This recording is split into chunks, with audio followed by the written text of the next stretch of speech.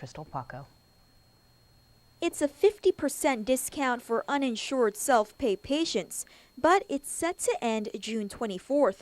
According to GMH Chief Financial Officer Alan Ulrich, a recorded $239,000 was collected at the end of May through the amnesty program, which launched in April. Ulrich advises you pay up or come into the hospital to at least set up a payment arrangement because starting Monday, GMH will begin partnering with collections agencies. Really, what we want is to encourage people to pay their obligation to the hospital.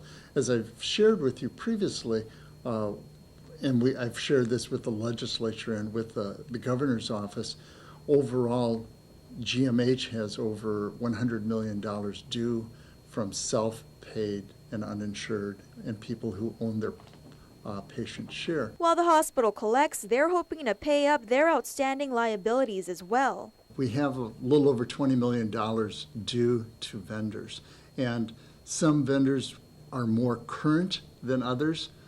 Some are a longer period overdue. For instance, Perry Point, which is a large provider of services to government healthcare entities, we owe significant amounts of money that goes back several years. So it just depends on the vendor. We are trying to make payments, if at all possible, within 90 days, but that doesn't always happen. When GMH fails to pay up, Ulrich says monthly interest is killer. And so right now, I'm recording expenses of about $70,000 a month for interest. I mentioned Perry Point earlier in the conversation.